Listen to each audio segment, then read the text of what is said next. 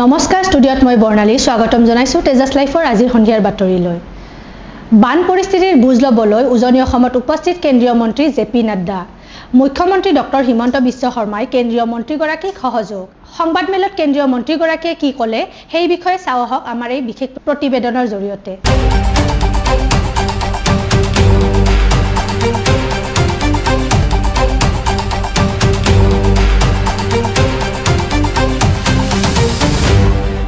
अभी आमार केंद्रीय मंत्री श्री नाड्डा डांगरियाय এই গোটেই অঞ্চলটো নিজ চকুৰে চাইছে। প্ৰধানমন্ত্ৰী ডাঙৰীয়াই তেখেতক পঠিয়াইছে আৰু তেখেতে নিজ চকুৰে বানাক্ৰান্ত ৰাইজৰ দুৰ্দশা দেখিছে আৰু মই নিশ্চিত যে তেখেতে প্ৰধানমন্ত্ৰীক গোটেই কথাখিনি ক'ব আৰু আমি এই দুৰ্ভগীয়া ৰাইজক সহায় কৰিব পাৰিম। मुझे आज यहाँ शिवसागर में डिब्रूगढ़ पंचायत में यहाँ नेपाली कोठी में आने का मौका मिला।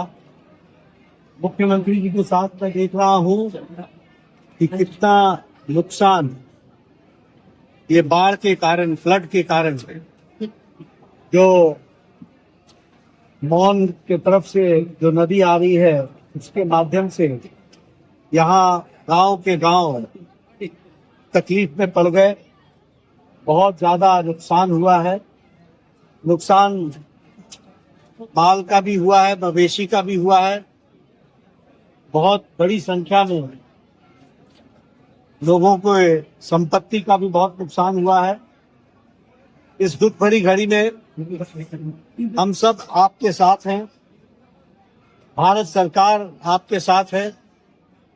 माननीय प्रधानमंत्री श्री नरेंद्र मोदी जी ने मुझे यहाँ जायजा लेने के लिए भेजा है। मैंने यहाँ सारी स्थितियों का हेमंत विश्व शर्मा डांगोरिया जी के साथ इसकी चर्चा की है। शाम को बैठ करके आगे किस तरीके से योजना बन रही है उसके बारे में चर्चा करेंगे। मैं इतना जरूर कहना चाहता हूँ कि मुख्यमंत्री जी ने रिलीफ का काम जो बचाव की दृष्टि से आवश्यक है उसके लिए बहुत तत्परता से और प्रोएक्टिव होकर समय को ध्यान में रखते हुए पूरी तीव्र गति से यहाँ राहत पहुंचाने का काम किया है और राहत का कार्य बहुत तीव्र गति से चल रहा है। नुकसान इतना हुआ है कि इसमें समय लगेगा, लेकिन मैं आपको प्रधानमंत्री मोदी जी की तरफ से ये विश्वास दिलाना चाहता हूँ कि कोई भी कमी भारत सरकार की ओर से नहीं रहेगी। चाहे वो आर्थिक मदद की बात हो, चाहे वो बसाने की बात हो, चाहे वो मुआवजे की बात हो, चाहे वो माल मवेशी के जो नुकसान हुआ है उसकी भरपाई की बात हो, सब कुछ पूरी तरीके से आप तक पहुंचेगा। और फिर मैं कहूंगा कि आपके साथ दुख भरी घड़ी में हम सब खड़े हैं। हेमंत दा सारी चीजों की चिंता कर रहे हैं और करेंगे। आर्थिक दृष्टि से ये भी प्रदेश सरकार के संसाधन लगा रहे हैं, लेकिन केंद्र की तरफ से भी कोई कमी नहीं रहेगी। इस बात का मैं आपको विश्वास। লণ্ডনৰ ৰাজপথত কথক নৃত্য পৰিৱেশন মেঘৰঞ্জনী মেধিৰ। নৃত্য পৰিৱেশনেৰে অসমৰ বাবে বান সাহায্য বুটলিলে অভিনেত্ৰীগৰাকীয়ে। সুধাকন্ত ডক্টৰ ভূপেন হাজৰিকাৰ মানুহে মানুহৰ বাবে গীতটিও পৰিৱেশন কৰে অভিনেত্ৰীগৰাকীয়ে। চাওঁ আহক আমাৰ এই বিশেষ প্ৰতিবেদন।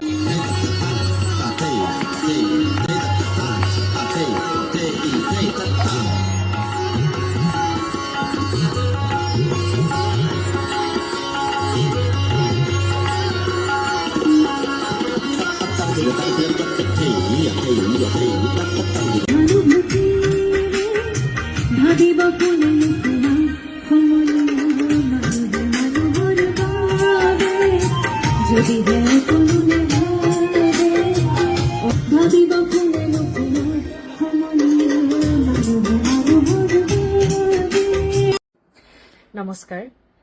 আজি এই বান দুৰ্যোগৰ সময়ত ব্যক্তিগতভাৱে মই যদিও মোৰ মানুহখিনিৰ লগত থিয় দিব পৰা নাই, যিহেতু কামৰ সূত্ৰে মই জুলাই মাহৰ প্ৰথমটি সপ্তাহত ইউকেলৈ আহিছিলোঁ মোৰ নৃত্য অনুষ্ঠান আৰু কৰ্মশালাৰ বাবে, কিন্তু মোৰ আৰু মোৰ পৰিয়ালৰ ফালৰ পৰা মোৰ সামৰ্থ্য অনুযায়ী যিখিনি পাৰোঁ মই সহায়ৰ হাত আগবঢ়াইছোঁ।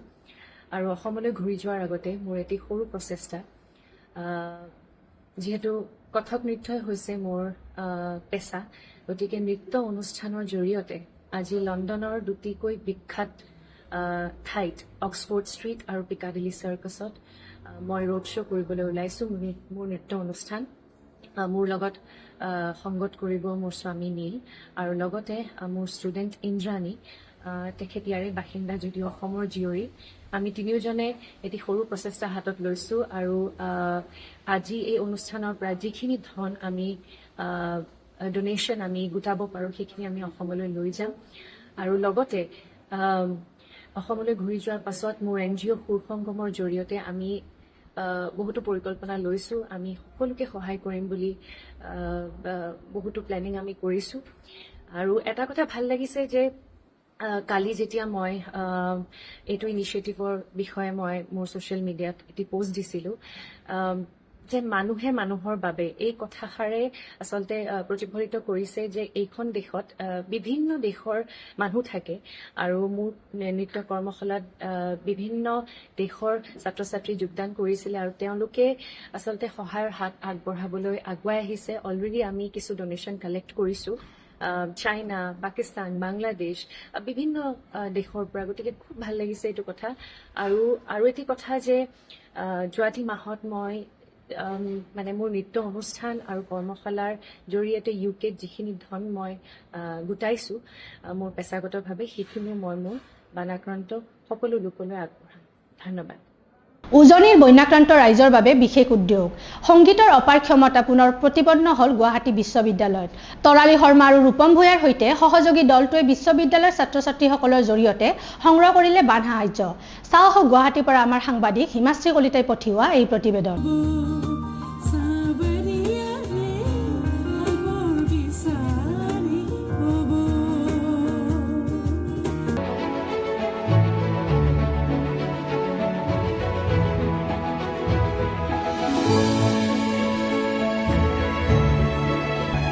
ইমান ডাঙৰকে আমাৰ সহায় কৰিবলৈ সিমান আমাৰ একো সময় নাই, কিন্তু আমি আমাৰ ধৰণে অলপ হ'লেও যদি সহায় কৰিব পাৰো সেইকাৰণে ওলাই আহিছো। সামগ্ৰী নহয়, আমি যিমান পাৰো পইচা যি উঠে পইচা তেওঁলোকক গোট কৰোঁ, সেয়াই প্ৰয়োজন। আমি কথা পাতিছিলো টিয়কত, শিৱসাগৰত। তেওঁলোকে কৈছে যে আমাক আচলতে পইচাৰ প্ৰয়োজন ঘৰ চৰ বনাবলৈ। গতিকে আমি কাইলৈ ওলাম ৰাতিপুৱা। কাইলৈ নগাঁও, কলিয়াবৰ, জখলাবন্ধ য'ত য'ত পাৰো তেনেকৈ গান গাই যি পইচা উঠে সেয়া পইচা আমি দিমগে। মানে ৰাস্তাৰ পৰাই যাম, আমাৰ যিমান উঠে আমি যিমান আমাৰ সামৰ্থ্য অনুযায়ী ক্ষুদ্ৰ যি উঠে আৰু সেইখিনি আমি দিবলৈ প্ৰয়াস কৰিম সকলোকে, খুব চিনচিয়াৰলি আৰু খুব আন্তৰিকতাৰে। ঢকুৱাখানাৰ চেলাচাৰী কৰিয়াত জানত পৰি শিশুৰ সলিল সমাধি। ঢকুৱাখানাৰ এটি 5 বছৰীয়া শিশুৰ সলিল সমাধি। চাৰিকৰীয়াৰ উমাকান্ত চুতীয়াৰ একমাত্ৰ পুত্ৰ আছিল মৃত শিশুটি। চাওঁ আহক ঢকুৱাখানাৰ পৰা আমাৰ সাংবাদিক জিন্তু কছে পঠিওৱা এই প্ৰতিবেদন।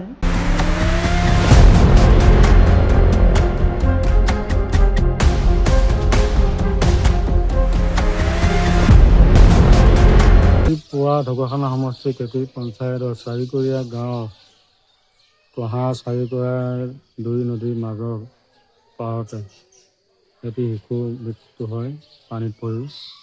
তেখেতৰ পিতৃৰ নাম হ'ল উমাকান্ত চুতীয়া, মাতৃৰ নাম হ'ল জোনালী চুতীয়া, মৃতকৰ নাম হ'ল অজিত চুতীয়া। গতিকে তেওঁৰ বাঢ়নিৰ পানীত যিহেতু মৃত্যুবৰণ কৰিবলগীয়া হ'ল, তাৰ বাবে পুলিচ প্ৰশাসনৰ সহায় বিচাৰি আজি তেওঁক। ঢেকিয়াজুলিত ভয়ংকৰ পথ দুৰ্ঘটনা। নিয়ন্ত্ৰণ হেৰুওৱা ট্ৰাকৰ খুন্দাত চুৰমাৰ 3খন দোকান। ঢেকিয়াজুলিৰ সাপ্তাহিক বজাৰৰ সমীপত সংঘটিত হৈছে এই দুৰ্ঘটনা। পুৱতি নিশা সংঘটিত হোৱা এই দুৰ্ঘটনাত কোনো লোক হতাহত হোৱা নাই। চাওঁ আহক ঢেকিয়াজুলিৰ পৰা আমাৰ সাংবাদিক পংকজ মহত্তই পঠিওৱা এই প্ৰতিবেদন।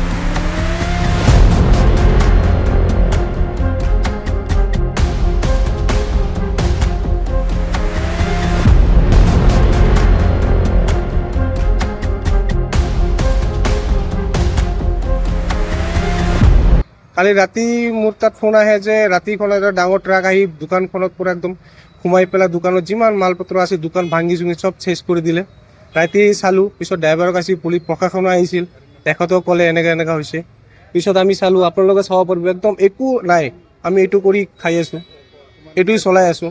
এইটো কৰিব লাগে একোৱেই নাই। এইটো আৰু প্ৰশাসনৰ পৰা মানে কৈ আছোঁ যে কিবা ক্ষতিগ্ৰস্ত যোনটো হৈছে আমাৰ সেইটো কৰি দিবৰ কাৰণে। মোৰ ফাৰ্নিচাৰৰ দোকান একদম চাব পাৰে পুৰা চেচ, একো নাই দোকানত। যিমান ফাৰ্নিচাৰ ঘৰ ভাঙি চেচ হৈ গ'ল, ফাৰ্নিচাৰ যিমান আছে চব চেচ হৈ গ'ল।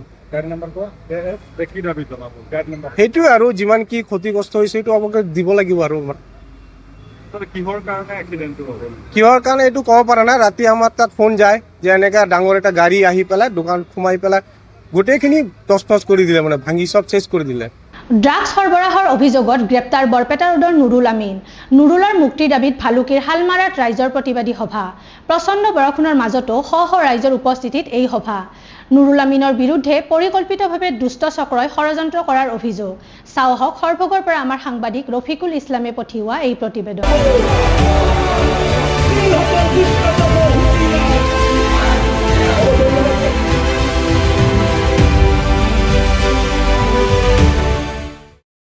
উদীয়মান যুৱক সমাজসেৱক, সমাজৰ দুৰ্নীতিৰ বিৰুদ্ধে সদায় মাত মাতা অৰ্থাৎ বিডিবিৰ সভাপতিজনক আজি যি কেছত নুৰুল আমিনক পঠোৱা হৈছে, আজি সেই নুৰুল আমিনৰ সপক্ষে আজি ৫-৬খন গাঁৱৰ মাতৃসকলৰ পৰা আৰম্ভ কৰি 13 বছৰীয়া যুৱকসকলে আজি ৰাজপথত ওলাই আহি এই বৰষুণৰ মাজত আজি এখন সজাগতা সভা অনুষ্ঠিত কৰিছে। গতিকে মই অধীৰ অসম সংখ্যালঘু ছাত্ৰ নামচুৰ পৰিয়ালৰ ফালৰ পৰাও এটা দাবী জনাব বিচাৰিছোঁ বৰপেটা জিলা প্ৰশাসনক যে এই নুৰুল আমিন ডাঙৰীয়ে কেনেকৈ ড্ৰাগছৰ লগত জড়িত হৈ থাকিব পাৰে। আজি বিগত 5টা বছৰেই অসমৰ মাননীয় মুখ্যমন্ত্ৰী ডাঙৰীয়ে ড্ৰাগছৰ বিৰুদ্ধে যেনেকৈ জেহাদ ঘোষণা কৰিছে, ঠিক তেনেকৈ আমি উদীয়মান যুৱক হিচাপে আমিও ড্ৰাগছৰ বিৰুদ্ধে সদায় মাত মাতি আহিছোঁ। ঠিক তেনেকৈ নুৰুল আমিন ডাঙৰীয়াই এনেকুৱা ড্ৰাগছৰ বিৰুদ্ধে মাত মাতি আহিছে। আজি ড্ৰাগছৰ বিৰুদ্ধে কেতিয়াবা মাত মাতি যিসকল ব্যক্তি ড্ৰাগছৰ লগত জড়িত সেইসকলক কেতিয়াবা পুলিচক চমজাই দিয়াইতো তেখেতৰ জীৱনৰ কাল হ'ল নেকি? আজি তেখেতক যিটো কেছত ৰুজু কৰি আজি জেল হাজতলৈ প্ৰেৰণ কৰি হৈছে, আজি তেখেতৰ পৰিয়ালৰ পিনে কোনে চাব? গতিকে মই আপোনালোকৰ জৰিয়তে মাননীয় মুখ্যমন্ত্ৰী ডাঙৰীয়াক হস্তক্ষেপ বিচাৰিছোঁ যে এই ড্ৰাগছৰ বিৰুদ্ধে আজি মাত মাতাৰ ড্ৰাগছৰ সপক্ষে মাত মাতি এই যিসকল ব্যক্তি জড়িত এই ড্ৰাগছৰ সপক্ষে যিসকল ব্যক্তি সেইসকল ব্যক্তিয়ে ড্ৰাগছৰ বিৰুদ্ধে মাত মাতা এই নুৰুল আমিনক পূৰ্ব পৰিকল্পিতভাৱে পঠোৱা হ'ল নেকি? গতিকে জিলা প্ৰশাসনে এটা নিজাববীয়াকৈ তদন্ত ঘোষণা কৰি ক'ব লাগে। আৰু বৰপেটা ৰোড আৰক্ষী থানাৰ ভাৰপ্ৰাপ্ত আৰক্ষী বিষয়া ডাঙৰীয়াক মই কৰে জোৰে অনুৰোধ জনাইছোঁ যে আজি নুৰুল আমিনৰ বিষয়ে বৰপেটা ৰোডৰ ভাৰপ্ৰাপ্ত আৰক্ষী বিষয়া ডাঙৰীয়াও জানে, তেওঁলোকৰ পৰিয়ালৰ বেকগ্ৰাউণ্ডখিনি গোটেইখিনি জানে, তেখেতে কিমান দিন ধৰি ড্ৰাগছৰ বিৰুদ্ধে মাত মাতি আছে। বিভিন্ন সময়ত এই বালুকি, শালমাৰা, জচিয়াটি, এই তাৰপিছত আপোনাৰ ৰায়পুৰ এই অঞ্চলৰ যিসকল ব্যক্তিসকলে ড্ৰাগছৰ ব্যৱসায় কৰে বা যিসকলে ড্ৰাগছ সেৱন কৰে তেওঁলোকক মাজে সময়ে তেখেতে ধৰি বৰপেটা ৰোড আৰক্ষীক গতাই দিয়ে। বাক্সাৰ ককলাবাৰীত UPPLৰ 11 সংখ্যক প্ৰতিষ্ঠা দিৱস পালন। ককলাবাৰী ব্লক UPPLৰ উদ্যোগত প্ৰতিষ্ঠা দিৱসৰ কাৰ্যসূচী। চাওঁ হওক বাক্সাৰ পৰা আমাৰ সাংবাদিক প্ৰাঞ্জল দাসে পঠিওৱা এই প্ৰতিবেদন।